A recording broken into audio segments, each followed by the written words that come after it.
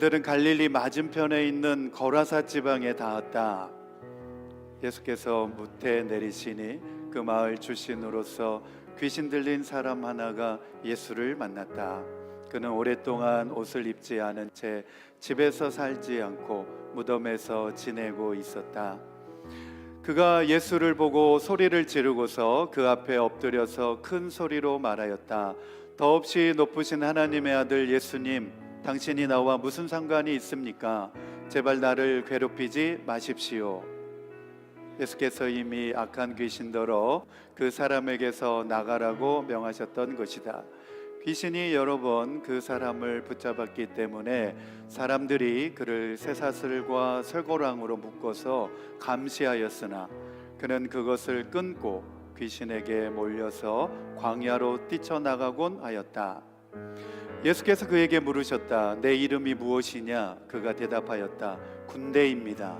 많은 귀신이 그 사람 속에 들어가 있었기 때문이다. 귀신들은 자기들을 지옥에 보내지 말아달라고 예수께 간청하였다. 마침 그곳 산 기슭에 노아 기르는 큰 돼지떼가 있었다. 귀신들은 자기들을 그 돼지들 속으로 들어가게 허락해달라고 예수께 간청하였다. 예수께서 허락하시니 귀신들이 그 사람에게서 나와서 돼지들 속으로 들어갔다. 그래서 그 돼지떼는 비탈을 내리달아서 호수에 빠져서 죽었다. 돼지를 치던 사람들이 이 일을 보고 도망가서 읍내와 촌에 알렸다. 그래서 사람들이 일어난 그 일을 보러 나왔다. 그들은 예수께로 와서 귀신들이 나가버린 그 사람이 옷을 입고 제 정신이 들어서 예수의 발 앞에 앉아 있는 것을 보고 두려워하였다. 처음부터 지켜본 사람들이 귀신 들렸던 사람이 어떻게 해서 낫게 되었는가를 그들에게 알려주었다. 그러자 거라사 주위의 고을 주민들은 모두 예수께 자기들에게서 떠나달라고 간청하였다. 그들이 큰 두려움에 사로잡혔기 때문이다. 그래서 예수께서는 배에 올라 되돌아 가시는데 귀신이 나간 그 사람이 예수와 함께 있게 해달라고 애원하였으나 예수께서는 그를 돌려보내시며 이렇게 말씀하셨다. 하나님께서 내게 하신 일을 다 이야기하여라. 그 사람이 떠나가서 예수께서 자기에게 하신 일을 낱낱이 온 읍내에 알렸다. 아멘, 아멘. 네, 이 말씀을 중심으로 해서 돼지를 잃은 마을 사람들처럼 되지 맙시다. 이제 이런 내용의 말씀입니다. 요즘 전 세계가 열광하고 있는 K 컨텐츠가 있습니다. K-팝 컨텐츠가 있는데 넷플릭스에서 전 세계에 공개한 K-팝 데몬 헌터스, 줄여서 캐데몬이라고 합니다. 데몬은 이제 디몬입니다. 디몬. 네, 캐데온. 이거 한국에서 제작한 것은 아니고 미국 제작사에서 제작한 한국 컨텐츠물인데 한국의 이 무속적인 요소를 소재로 해서 한국 전통과 K-팝을 접목으로 해가지고 만든 판타지 애니메이션입니다. 우리 그림 하나 보여주겠습니다. 네, 뭐 이런 장면들도 나오는데 이미 미디어를 통해서 들으신 분들도 있으실 것입니다. 이 캐데헌의 주된 소재는 무엇이냐면 한국의 무속입니다. 무속. 요즘 한국 사회는 무속이 판을 치고 있습니다. 무속이 여기저기 곳곳에, 사회 곳곳에 뿌리 내려가지고 있는데 이 캐데헌은 보면 이 K-팝 3인조 여자 테마 그룹 헌트릭스라고 그러죠. 인간의 혼을 노리는 악령들로 조직된 5명의 보이그룹 사자 보이스라고 합니다. 이 헌터스와 사자 보이스가 K-팝을 통해 가지고 서로 대결하는 그런 내용의 영화입니다. 그런데 이게 전 세계적인 열풍이 되고 또 골든이라는 거 챌린지도 막 하면서 일각에서는 이것이 기독교 영화다 이렇게 주장하는 사람들이 이제 있습니다. 그래서 왜 이렇게 주장할까? 이게 전 세계적으로 선풍적인 인기를 끌고 있다 보니까 이제는 이게 기독교 영화라고 막 주장하는 사람도 있는데 이 캐데헌 애니메이션을 본 일부 기독교인들이 그걸 보면서 너무 감동을 많이 받았다. 너무 가슴이 벅차오른다. 막 은혜를 받았다. 복음적이다. 무속을 차용했을 뿐 기독교 복음을 전파하는 영화로 봐도 무방하다. 이런 다양한 반응들을 쏟아내고 있습니다.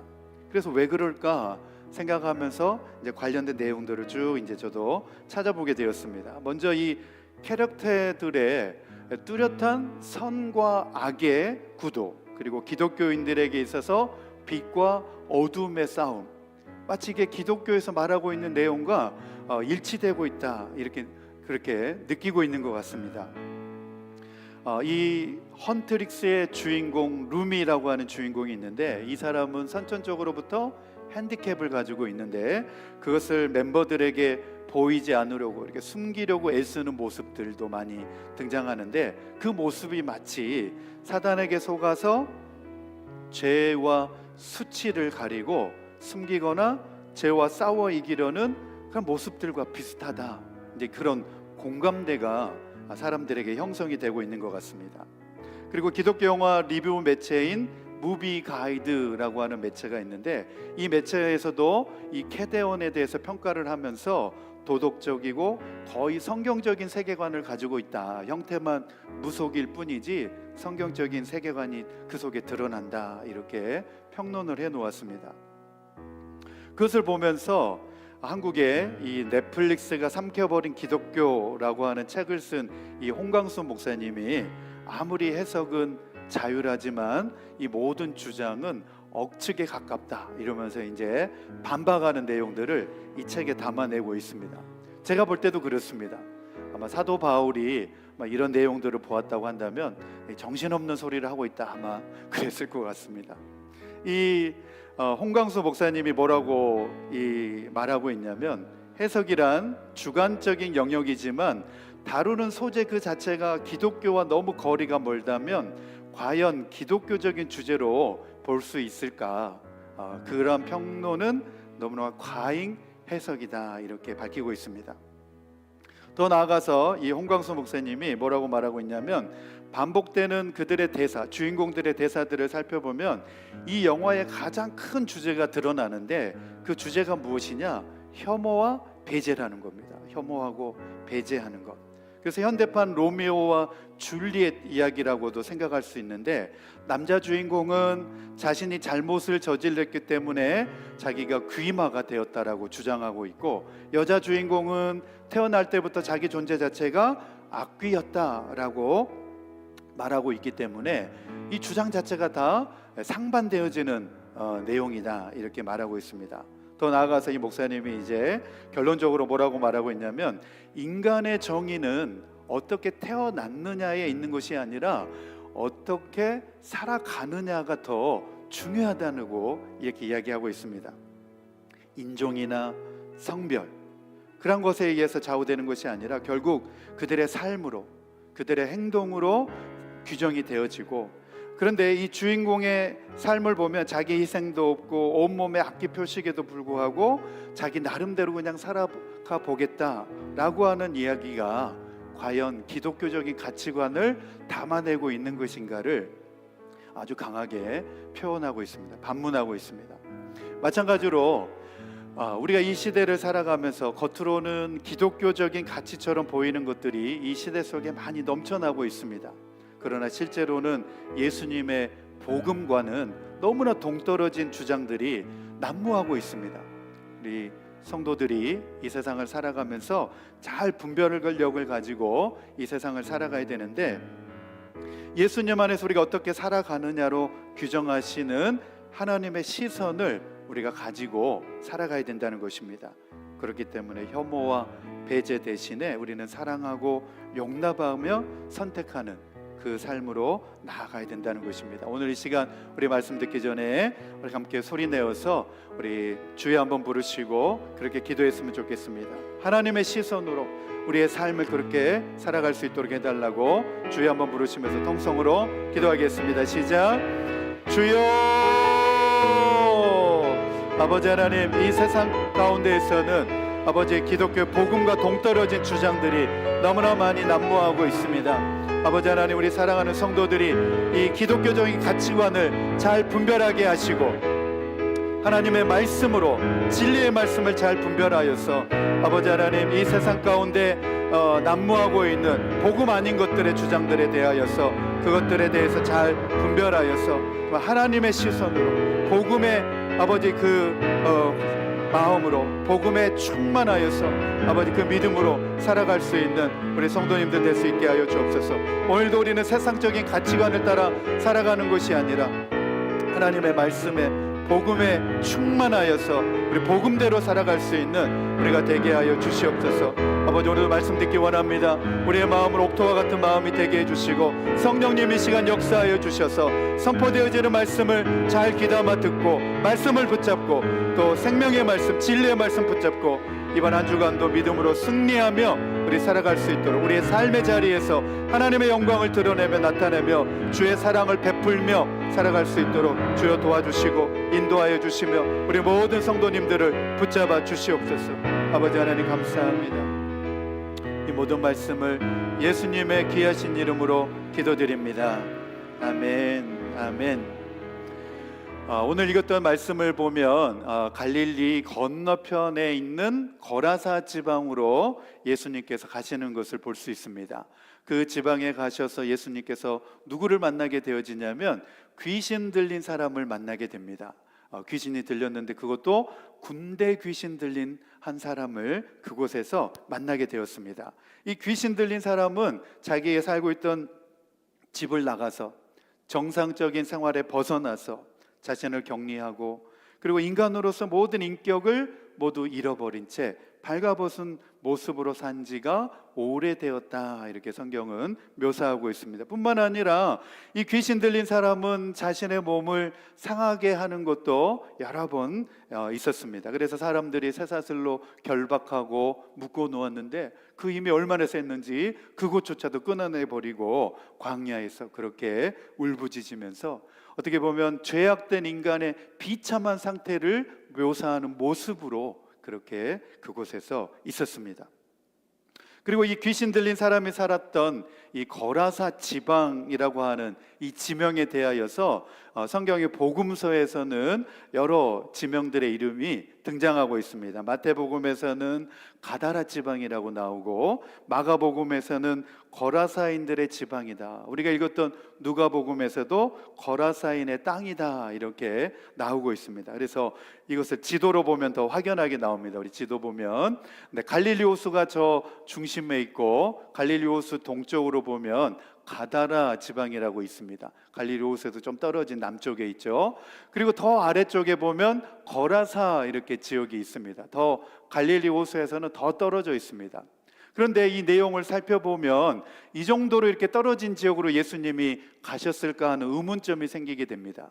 그래서 주석학자들이 그 내용들, 자료들을 다 살펴보면서 가다라나 거라사 지역이 아니라 갈릴리 호수 바로 주변에 있는 기르가사라고 하는 그 지역에서 이 사건이 있었을 것이다, 그렇게 이야기를 하고 있습니다. 그렇다면 복음서마다 왜 제각각 가다라, 거라사 지방으로 이렇게 밝히고 있는가에 대해서는 아마도 이 지역이 데가볼리 거라사의 영향력 아래에 있었기 때문에 큰 지명을 대표적으로 사용을 해서 그렇게 말하고 있다, 이렇게 밝히고 있습니다. 자, 첫 번째 주제입니다. 같이 읽겠습니다. 시작. 많은 사람들은 돼지를 잃은 마을 사람들처럼 눈앞의 손실이나 두려움 때문에 예수님을 거부하지만 우리는 구원받은 자로서 주님께서 우리를 자유케 하시고 회복시킨 은혜를 증언하며 그 복음을 세상에 전하는 삶을 살아야 합니다. 아멘. 오늘 말씀을 준비하면서 이 본문의 말씀을 읽고 또 읽고 그 속에서 하나님이 주시는 그 말씀의 의미가 무엇일까 계속 물으면서 말씀을 여러 차례 읽는 가운데 제 마음 가운데 그런 안타까움이 느껴졌습니다. 한 사람이 귀신 들려서 고통받다가 고침받고 온전케 되고 회복되었는데 그 모습을 보면서 기뻐하지 못하고 많은 돼지떼들이, 자기들이 키우고 있던 돼지떼들이 호수로 내달려 몰사하게 되자 그 피해만을 생각하면서 안타까워하고 예수님을 떠나달라고 말하고 있는 이 마을 사람들, 돼지를 키우고 있던 마을 사람들의 모습이 제 눈에도 들어오고 제 마음에도 들어와서 참 안타까웠습니다. 그들에게 하나님의 아들이신 예수님이 직접 친히 그들을 만나기 위해서 찾아갔음에도 불구하고 하나님의 아들을 보지 못하고 지금 당장에 피해 입은 그 물질적인 피해만, 손실만을 생각하면서 예수님 이곳에 오시지 말아달라고, 예수님 이곳을 떠나달라고 간구하고 있는 이 마을 사람들의 안타까운 모습이 제 마음 가운데 여운으로 계속 남았습니다.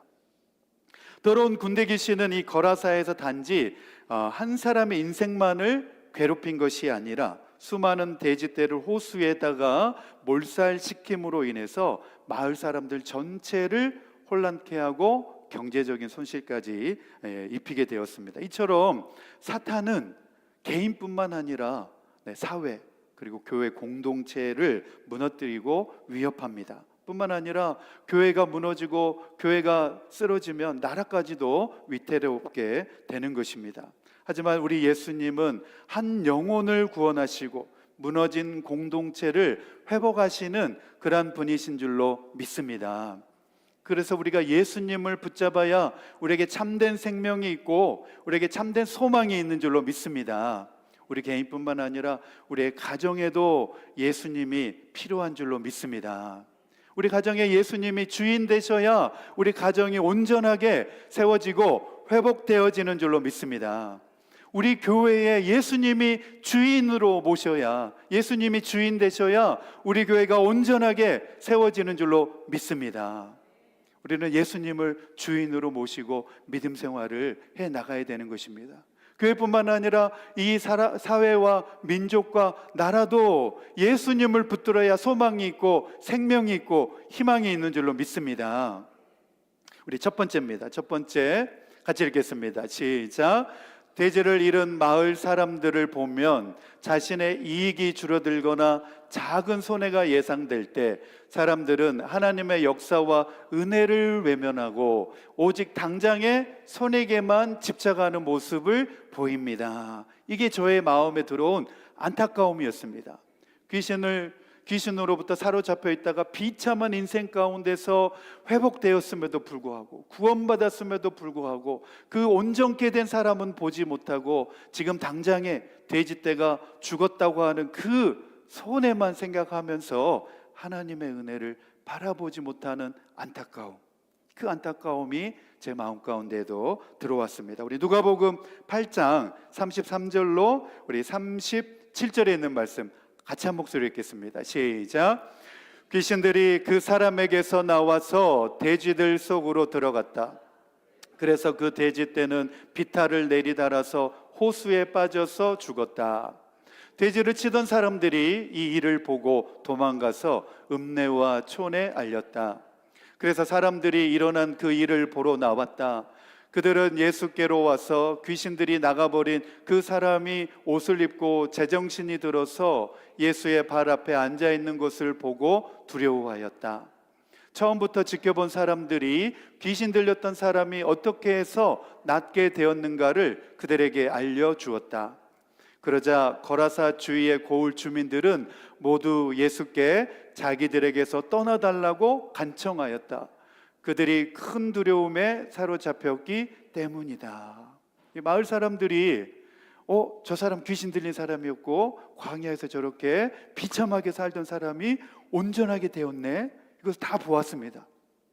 그것을 보면서 기뻐하고 감사한 것이 아니라 예수님께 찾아와서 예수님, 여기에서 우리에게서 떠나주십시오, 이렇게 말하고 있는 안타까운 모습을 보게 됩니다.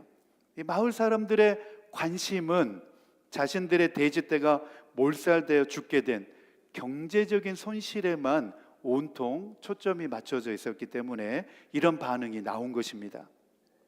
귀신 들린 사람이 예수님의 놀라운 기적으로 말미암아서 온전하게 되고 정상인이 되고 회복된 일에는 전혀 관심을 두지 않았다고 하는 사실에 안타까움이 있는 것입니다. 한 영혼이 예수님으로 말미암아 지금 사망에서 생명으로 옮겨지고 절망에서 소망으로 변화되었음에도 불구하고 그들은 그 위대한 사건보다도 지금 당장 그들에게 닥친 경제적인 손해에만 더 마음을 쓰고 있었다라고 하는 사실입니다. 성경에 보면 예수님의 제자들 가운데도 바로 이러한 일에 걸려 넘어진 사람이 있습니다. 예수님의 12제자 중에 한 사람으로서 가룟 유다입니다. 가룟 유다가 예수님을 따르다가 어느 날 향유 옥합을 가지고 온 여인이 예수님에게 그것을 깨트려서 예수님에게 드리자 가룟 유다가 갑자기 화가 났습니다. 요한복음 우리 12장 4절에서 6절 말씀에 보면 이렇게 나옵니다. 가룟 유다가 말하였다. 이 향유를 300데나리온에 팔아서 가난한 사람들에게 주지 않고 왜 이렇게 낭비하느냐 라고 하면서 그 여인을 꾸짖고 있습니다. 아니 그 향유옥합, 귀한 향유옥합을 갖다 팔아서 300데나리온을 받을 텐데 그리고서 그것을 가져다가 가난한 사람들 도와주면 얼마나 좋으냐. 겉으로 볼 때는 가난한 사람들을 위하는 척 하고 있습니다. 6절 말씀에 뭐라고 나오냐면 그가 이렇게 말한 것은 가난한 사람을 생각해서가 아니다. 그는 도둑이어서 돈자루를 맡아가지고 있으면서 거기에 든 것을 훔쳐내곤 하였기 때문이다. 돈 욕심이 생긴 거죠. 아니 저거 향유옥합 팔면 300데나리온이 생기니까 돈자루가 두둑해지는데 왜 저거를 저렇게 쓸데없이 허비하고 낭비하고 있는 거야? 그러면서 화를 냈습니다. 그의 시선에 하나님의 아들이신 예수님은 안중에도 없었습니다. 돈 욕심밖에 없었던 것입니다. 얼마나 이 안타깝습니까? 하나님의 아들이신 예수님에게 예수님의 장사를 기념하기 위해서 자신의 사랑과 자신의 마음을 다해서 헌신을 담아서 이 향유옥합 자신의 전 재산과도 같은 것을 예수님께 드림에도 불구하고 가룟 유다는 그것을 바라보지 않았다는 것입니다. 가룟 유다가 본 것은 돈이었고 예수님이 보신 것은 그 여자의 사랑과 헌신이었습니다. 사랑하는 성도 여러분, 우리 역시도 우리의 시선과 초점이 어디에 있는지가 우리의 신앙생활을 좌우하는 것입니다. 교회 생활의 관심과 초점이 하나님의 은혜에 맞춰져 있지 않고 오히려 물질적인 손해, 내가 얼마나 손해를 보고 있는가 이런 데 초점이 있다면 우리의 신앙의 본질은 놓치게 된다는 것입니다. 신앙생활은 나의 이익이 얼마인가를 따지는 그 계산에 있는 것이 아니라 우리가 주님께 드리는 사랑과 헌신에 있고 한 영혼의 구원과 회복을 기뻐하는 데에 초점이 있다라고 하는 사실입니다. 우리의 초점이 경제적, 물질적 이익이 아니라 한 사람의 구원과 회복에 맞춰져 있는지를 오늘 이 본문의 말씀을 통하여서 우리가 점검해 보아야 할 내용이고 목회자인 저 역시도 마찬가지였습니다. 내가 과연 한 영혼에 대한 가치를 가지고 있는가? 물질적인 것에 내가 초점을 두고 있지 않는가? 제 자신에게도 이 말씀을 적용을 해보았습니다.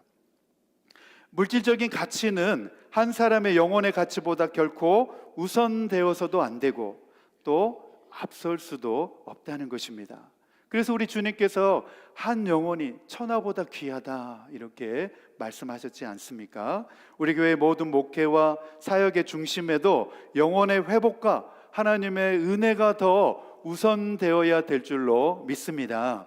교회 모든 목회와 사역, 프로그램, 교육, 봉사와 전도활동, 선교 어떤 물질의 가치로 따지기보다 한 영혼을 하나님 앞에 세워가고 회복시키며 그 영혼이 은혜 안에 세워질 수 있도록 하는 일에 우리의 모든 사역의 초점이 맞추어져야 한다는 것입니다.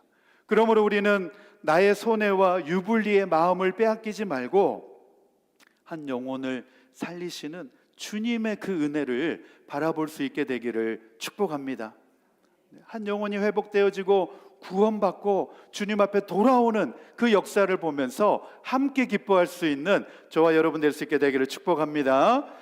그것이 바로 우리가 은혜로 살아갈 수 있는 비결이라고 하는 것입니다. 우리 누가복음 8장 38절에서 39절 말씀 같이 한번 읽겠습니다. 시작. 귀신이 나간 그 사람이 예수와 함께 있게 해달라고 애원하였으나 예수께서는 그를 돌려보내시며 이렇게 말씀하셨다. 내 집으로 돌아가서 하나님께서 내게 하신 일을 다 이야기하여라. 그 사람이 떠나가서 예수께서 자기에게 하신 일을 낱낱이 온 읍내에 알렸다. 아멘, 아멘. 오늘 우리 할렐루야 찬양대에서 찬양의 고백으로 드렸던 내용이 바로 이 내용인 것입니다. 나 주를 위해 살리라. 이제부터 언제나 주의 사랑을 나타내며 베풀며 살리라고 하는 고백이 바로 이 말씀 가운데 고스란히 녹아져 있는 줄로 믿습니다. 오늘도 우리 주님은 잃어버리는 자를 찾아 구원하시기를 원하시며 무너진 인생을 새롭게 회복하시기 원하시는 줄로 믿습니다. 아멘. 그래서 우리의 신앙의 여정 가운데 하나님의 은혜를 가로막는 장애물들이 있습니다. 하나님의 은혜를 가로막는 것들이 무엇이냐? 바로 물질적인 손실에 대한 집착, 그리고 자존심에 대한 상처, 자신의 계획과 기대에 맞지 않는 상황에 대한 불평과 불만, 이런 것들이 다 은혜를 가로막는 것들입니다. 하나님의 은혜를 가로막는 것들, 결국에는 자기 중심성에 바탕을 두고 있는 것입니다. 교만함, 불순종함, 미움, 세상 욕심과 자기의 의를 드러내는 것, 이것이 바로 대표적으로 하나님의 은혜가 나의 삶 가운데 깊이 흐르지 못하도록 막는, 은혜를 막는 것들이라는 것입니다. 교만, 자신이 모든 것을 다 할 수 있다, 이룰 수 있다라고 생각할 때 바로 하나님의 은혜를 더 이상 구하지 않게 된다는 것입니다. 우리 자막이 있는데, 야고보서 우리 4장 6절 말씀 같이 한번 읽겠습니다. 시작. 그러나 하나님께서는 더 큰 은혜를 주십니다. 그러므로 성경에 이르기를 하나님께서는 교만한 자를 물리치시고 겸손한 사람들에게 은혜를 주신다 하고 말합니다. 아멘. 교만한 사람은 하나님께서도 물리치시고 겸손한 사람들에게 은혜를 주신다. 우리는 하나님께 더 큰 은혜를 사모하실 수 있게 되기를 축복합니다. 두 번째는 불순종의 마음입니다. 하나님의 은혜를 가로막는 두 번째, 하나님의 말씀을 듣고도 따르지 않으려고 하는 마음. 그 은혜의 통로가 막히는 거죠. 예배를 드려도, 믿음 생활을 해도, 말씀을 들어도 가슴이 답답한 이유가 바로 여기에 있는 것입니다. 영적인 답답함이 느껴질 때는 하나님의 말씀에 내가 불순종하고 있기 때문에 그런 것입니다. 우리의 신앙적 태도와 마음의 상태와 밀접한 관계가 있는 것입니다. 우리 이사야 59장 2절 말씀 같이 읽겠습니다. 시작. 오직 너희의 죄악이 너희와 너희의 하나님 사이를 갈라놓았고 너희의 죄 때문에 주님께서 너희에게서 얼굴을 돌리셔서 너희의 말을 듣지 않으실 뿐이다. 너희의 죄 때문에, 너희의 죄악 때문에 주님께서 너희에게서 얼굴을 돌리셨다. 얼굴을 돌리셨다. 그래서 너희의 말을 듣지 않으실 뿐이다. 영적인 답답함이 그래서 우리에게 있는 것이죠. 우리의 죄악을 주님 앞에 회개함으로 나아가면 주님이 우리를 향하여서 우리에게 얼굴을 돌이키실 줄로 믿습니다. 세 번째로는 미움과 분노입니다. 하나님의 은혜를 가로막는 장애물, 내 마음 가운데 품고 있는 미움, 분노. 인간관계 속에서 용서하지 못하면 미움을 갖게 되죠. 마음 가운데 분노가 늘 도사리고 있죠. 하나님의 은혜가 우리의 삶 가운데, 내 마음 가운데 부어지지 못하도록 하는 아주 절대적인 것이 미움의 마음, 분노의 마음입니다. 우리 히브리서 12장 15절입니다. 같이 읽겠습니다. 시작. 하나님의 은혜에서 떨어져 나가는 사람이 아무도 없도록 주의하십시오. 또 쓴뿌리가 돋아나서 괴롭게 하고 그것으로 많은 사람이 더러워지는 일이 없도록 주의하십시오. 하나님의 은혜에서 떨어져 나가는 사람이 없도록 주의하라시라는 겁니다. 우리는 하나님의 은혜에 붙어 있어야 될 줄로 믿습니다. 마음에 쓴뿌리가 돋아나서 마음의 상처 때문에 다른 사람을, 자기도 괴롭게 하지만 다른 사람도 괴롭게 하고 그것으로 많은 사람이 더러워지는 일이 없도록 주의하십시오. 주의하십시오라고 권면하고 있습니다. 네 번째로는 세상적인 욕심과 탐심입니다. 세상의 성공과 물질만 추구하다 보면 은혜보다는 세속적인 가치로 그 마음이 채워지게 되어 있습니다. 우리 마태복음 6장 24절 말씀입니다. 같이 읽겠습니다. 시작. 아무도 두 주인을 섬기지 못한다. 한쪽을 미워하고 다른 한쪽을 사랑하거나 한쪽을 중히 여기고 다른 쪽을 업신여길 것이다. 너희는 하나님과 재물을 아울러 섬길 수 없다. 이 한 다리 걸칠 수 없다는 겁니다. 세상에도 한 다리 걸치고 하나님에게도 한 다리 걸치고 있으면서 그렇게 할 수 없다는 게, 하나님이면 하나님, 물질이면 물질, 두 주인 가운데 선택을 하라는 것입니다. 한쪽을 중히 여기고 다른 한쪽을 업신 여길 것이다. 우리가 하나님을 사랑하고 하나님을 더 중요하게 여기면 하나님께서 물질도 우리에게 은혜로 더 채워주시는 줄로 믿습니다. 이 믿음을 가지고 우리 성도님들 살아가시면 물질의 복도 하나님께서 부어주시는 줄로 믿습니다. 그래서 하나님 은혜 가운데, 하나님 말씀 가운데, 하나님 섬기는 것을 잘 섬기면 물질도 덤으로 은혜로 공급하여 주시는 줄로 믿습니다. 마지막 다섯 번째로 편견과 자기의입니다. 다른 사람을 정죄하거나 자기만이 옳다고 생각하는 마음은 하나님의 은혜가 우리의 삶 속에 다가오지 못하게 만드는 것입니다. 편견, 그리고 자기의 의로움을 내세우는 것. 신약시대의 대표적인 여기에 걸려 넘어진 사람들이 바리새인들입니다. 바리새인들은 자기 의로움에 사로잡혀서 자기만이 의롭고, 그러다 보니까 다른 사람들은 다 정죄하고 판단하고 난도질했지 않습니까? 주님은 그러한 모습들, 그러한 바리새인들을 악하다라고 말하였습니다.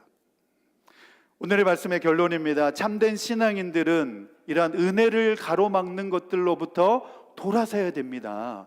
그래야 우리에게 은혜가, 하나님의 은혜가 충만하게 임하게 되는 줄로 믿습니다. 하나님의 은혜를 바라보며 은혜를 회복하며 나아갈 때 우리의 삶의 모든 문제들이 다 풀어지는 역사가 나타나게 될 줄로 믿습니다. 그러므로 우리가 겸손히 하나님을 의지하고 하나님의 말씀에 순종하는 자세로 우리가 나아가야 되며, 서로를 용납하고 하나님의 은혜가 우리 속에 충만하게 부어질 수 있도록 우리가 그러한 삶의 길로 나아가야 하나님의 은혜로 오늘도 우리는 경험할 수 있게 될 줄로 믿습니다. 그것이 바로 하나님의 은혜가 열리는 길이라는 것입니다. 오늘의 말씀에 우리 결단입니다. 실천을 위한 적용 첫 번째, 우리 같이 읽겠습니다. 시작. 나는 구원받은 자로서의 삶을 살며 예수님의 증인으로서의 말과 행동으로 그분을 나타내며 살겠습니다. 나는 구원받았습니다. 내 삶 속에 나를 통하여서 예수님의 향기가 드러나고 내 말과 행동 가운데서 은혜가 나타나고 덕이 되는 그러한 삶으로 나아갈 수 있게 되기를 축복합니다. 두 번째입니다. 같이 읽겠습니다. 시작. 나는 나의 말과 행동 속에서 하나님의 은혜를 드러내며 믿음을 통해 주변 사람들에게 선한 영향력과 간증을 전하며 살겠습니다. 아멘. 우리 하나님의 은혜를 많이 경험하며 누리며 살 수 있게 되기를 축복합니다. 그러면서 간증하고 주변의 사람들에게 예수님을 전하여서 예수님의 은혜가 다른 사람에게 전달되어져서 그 사람도 그 은혜로 말미암아 세워질 수 있도록 만드는 그러한 선한 영향력을 가지고 살아갈 수 있는 저와 여러분 될 수 있게 되기를 축복합니다. 아멘. 오늘 말씀 생각하시면서 우리 8월 주제 찬양입니다. 우리 찬양팀 나오시고 하늘 소망 우리 찬양 부르시면서 믿음을 함께 이 시간 결단하겠습니다.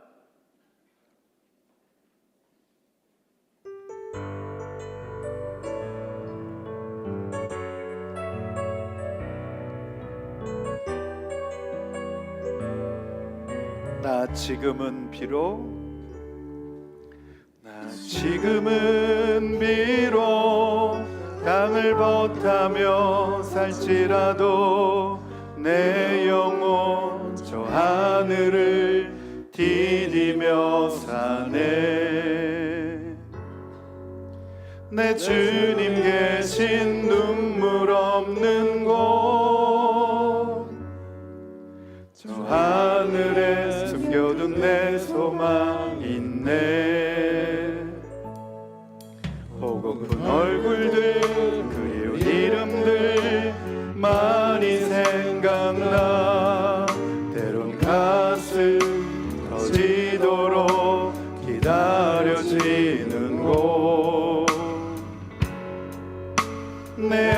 아버지 넓은 품날 맞으시는